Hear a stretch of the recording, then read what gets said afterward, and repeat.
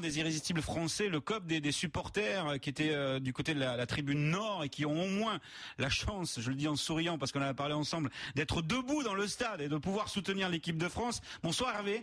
Bonsoir Jeannot, bonsoir Jérôme. Avant de parler du côté ambiance, parce que c'est François Vasseur va nous rejoindre dans quelques instants du marketing de la fédération pour parler justement de cet état d'esprit, de ces animations qui ont été mises en place dans le cadre du match contre la Géorgie, et ça sera le cas également mardi contre l'Espagne. Hervé, sur les sifflets à l'égard de Karim Benzema, comment ça a été perçu depuis les tribunes?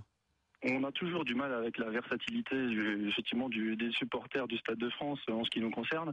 D'ailleurs, à un moment donné, sur la fin du match, on a scandé le nom de Benzema pour lui dire que les supporters les plus fidèles effectivement restaient derrière lui et lui de garder sa confiance comme le sélectionneur. Et nous-mêmes, on s'est fait siffler par la tribune derrière nous.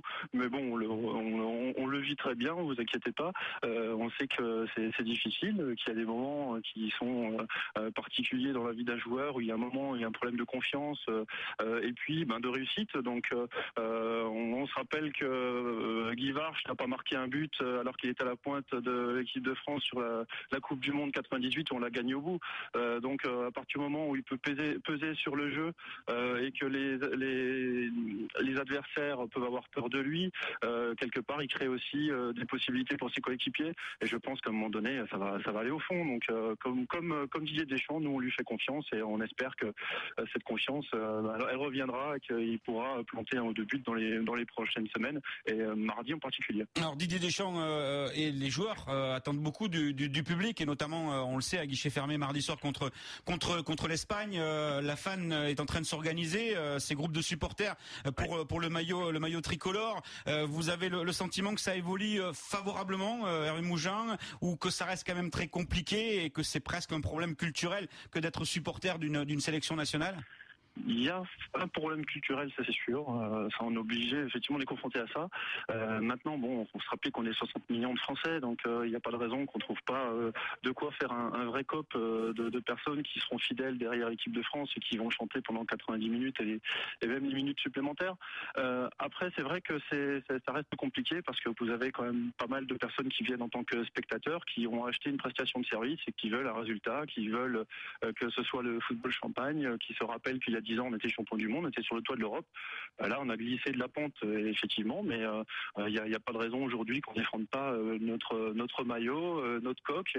Il est brodé sur le cœur et il n'y a pas de raison que aujourd'hui on siffle nos joueurs. Ça, c'est quelque chose que je peux pas accepter.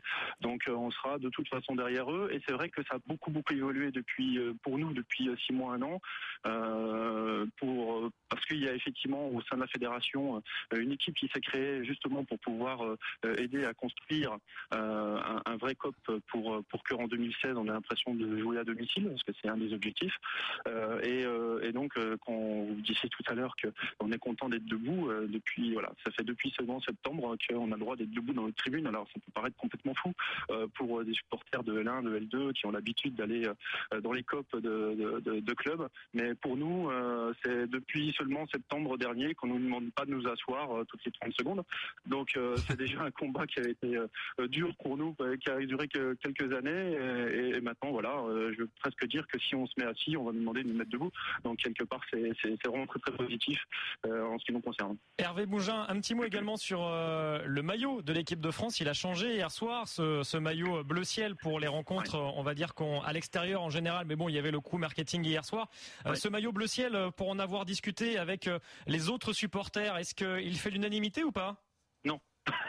Non, mais ça veut pas dire qu'il est rejeté. Il y a rarement des choses qui font l'unanimité. On a parlé de Benzema tout à l'heure, mais en tout cas au niveau du maillot, c'est vrai que beaucoup regrettaient le bleu roi. Je dirais même avant, déjà avec le bleu marine ou avec la marinière. Hein, je parle encore des derniers maillots Nike sur le sujet.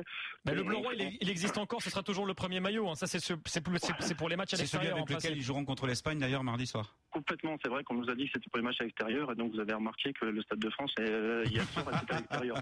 Donc, mais bon, on a souvent l'impression de jouer à l'extérieur quand on joue au Stade de France, donc c'est ce qu'on va essayer de changer. Donc après, pour le maillot, c'est voilà. Moi, ce qui est principal pour moi, c'est le coq qui est brodé sur le cœur. Merci beaucoup en tout cas, Hervé Mougin, et donc on vous suivra en tout cas tout particulièrement sur RMC avec le groupe Bourguignon des Irrésistibles Français mardi pour votre déplacement à Paris et donc ce match grand rendez-vous face à l'Espagne. Bonne fin de soirée, merci beaucoup. Et allez la France.